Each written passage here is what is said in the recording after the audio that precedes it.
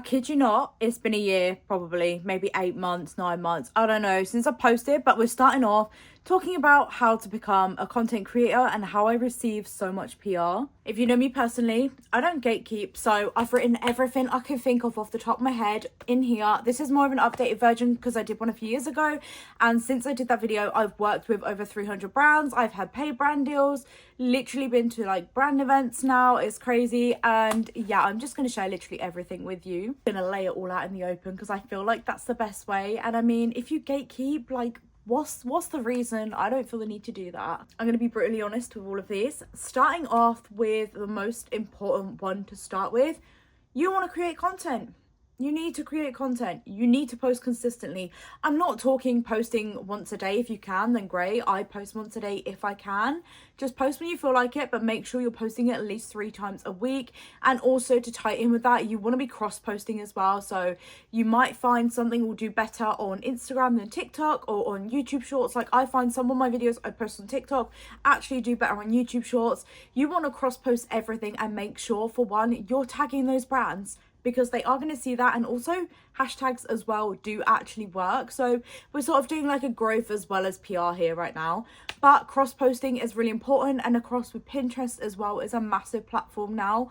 Definitely recommend using it. I absolutely love Pinterest, and it's amazing for inspiration if you're stuck for creating content. If you're not posting consistently, then brands are going to think you're inconsistent, and I'm not going to lie, they're probably not going to want to work with you. And the next one that's kind of tied off to that one, which is really important, you want at least 9 posts. Don't be one of those Instagram accounts that has like 2 posts and then deletes your whole feed and starts again, because the first pictures when a brand looks at like your TikTok or your Instagram profile is the first basically 9 pictures on your screen. So you want at least 9 up. I don't delete my Instagram posts. I like to see my own personal growth and like how I've changed over the years and how my content's developed and got better throughout the years, that sort of thing. But yeah, you want at least 9 posts up. Just don't delete them. It looks ridiculous. You're not in year 7. From a brand's perspective, I don't have a brand, but I've spoke to a lot of brands, and I also obviously have seen this through. I've been doing social media for 10 years. You are going to be looked at more for engagement rather than your following. You'll notice a lot of brands will look for engagement because that's how they're going to get their customers when they work with you. Like, if you have a high following and no engagement, that just looks terrible. I've known people to have over 50k and barely reaching like 100 likes on their videos, and it doesn't look good. It's not good. So focus on engagement, engage with other people in your community, because honestly, I've made such a lovely group of friends through social media, and like, we have a nice little community going on, and it's honestly a whole vibe. Because you'll also find harsh home truths here, that you'll find people online will support you more than people do in person. Harsh home truth, but it's true, and it had to be said. Next one I've got to say is have a niche. Don't be posting just any random shit. Like, honestly, I do beauty and fashion and makeup. They all tie in together, and that works for me. I can post a bit here and there. And like I said, I've now worked with fashion and beauty brands. Both brands will work with me, but they're still tied into the same sort of girly pop niche, which I like. Don't just be promoting or posting literally anything, because if a brand again looks at your platform, they're gonna be like, what are they actually promoting here? What are they actually, posting? Because there's a bit of everything, and they're not going to be able to relate their brand to your content. I want to reveal and will help you guys out, and is also a really easy way to get PR as well, is join brand communities. So a couple of brands have now opened communities where you do little tasks and you get rewards. So like, some of the tasks are like post an Instagram story or like our new post, and you get points for it and you get rewards and you get like gift cards and stuff. And these are really big brands as well. There's like Charlotte Tilbury, there's Elemis, there's Abbott Loin, there is Murad. Like, I will link them all in my description for you guys to join and start your tasks. And like, pretty much straight away after you filled in your like about me bit, you get a reward. And honestly, they aren't stingy either, which is great. They're like full size products, or you get like £150 gift voucher with some of the jewelry brands. So that's a good way to start. The brand communities are amazing, and then you're also building up a relationship with the brand, and then in future you can get invited to events and potentially get on their actual PR list, which is really cool. Another home truth for you guys, babes: it ain't gonna be handed to you on a silver spoon. You have to work for it. You've got to want to work for it. I work day and night, so I have a normal normal job, normal daytime job. I work in retail. Some days I work till 10 at night. I will come home and work because I know how badly I want this as a job, as a career. And I actually love posting in general. I actually enjoy creating content. Like, I actually have so much fun with it. But reach out to brands yourself. Why are you scared to reach out to brands? It's nice for them to hear from you for once. They don't always want to do the reaching out. I've reached out to so many brands myself and it's worked in my favor. Just remember, when you're writing these emails out, there's plenty of templates online. There's plenty of templates on TikTok. Make them personal to the brand.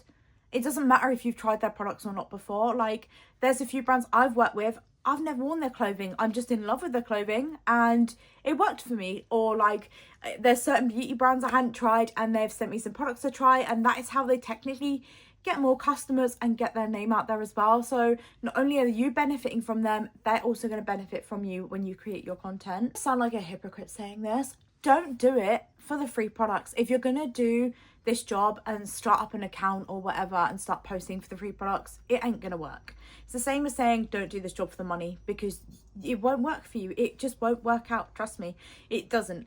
I started posting content because I actually just enjoy posting girly makeup bits. I didn't even know this was a job at this point. This was back in like 2014, and I just loved seeing other girly accounts and I fell in love with that. And I kind of got hooked on the idea of posting. Like, I really enjoyed making aesthetically pleasing content.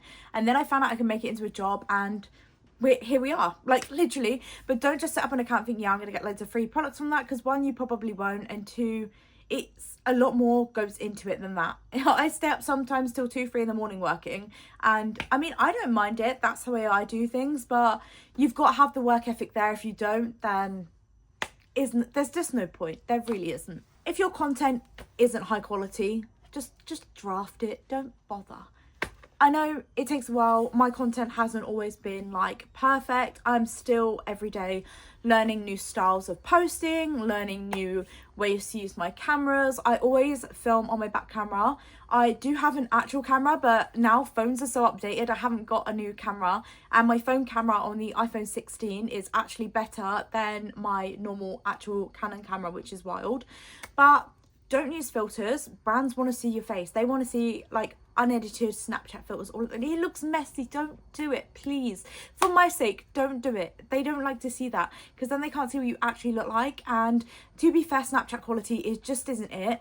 I mean, mess around with different like lighting as well. That always really helps. Mess around with different angles. There are so many different ways. There's so many tips online nowadays. TikTok is my go-to for a lot of questions and answers or any tips I need, and I've learned so much. Another one is if you have messy feed. If you know, you know. It personally is an ick of mine, but that's just my opinion. Like, post what you want. It's your page, you do you. But this is, if you want to do a job like this, you can't have messy feed. It doesn't work.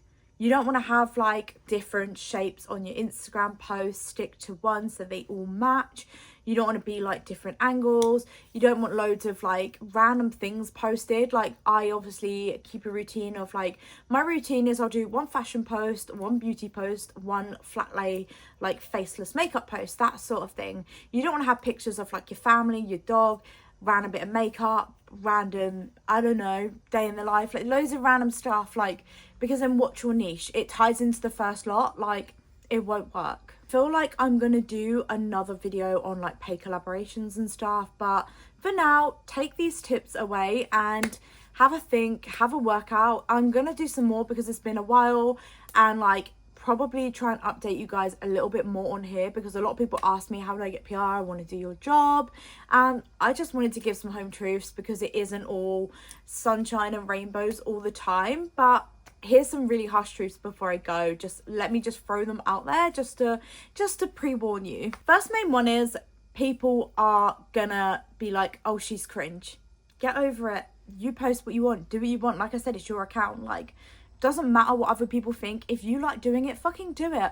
I've had people call me cringe. I bet they're not calling me cringe now. I'm getting PR from some of the brands they're still buying from. Like, you know, brands are gonna say no sometimes. It's totally okay to get rejected. Like, that's totally fine. You're not gonna get every single win with a brand. That's fine. I've had brands that have been like, not right now, we don't have campaigns running, or not at the moment, you're not what we're looking for. And they've come back in maybe a few months, sometimes a year, be like, yeah, cool, we'd love to work with you. And do you know what? Cool, That's fine with me. Like, take the rejection on the chin.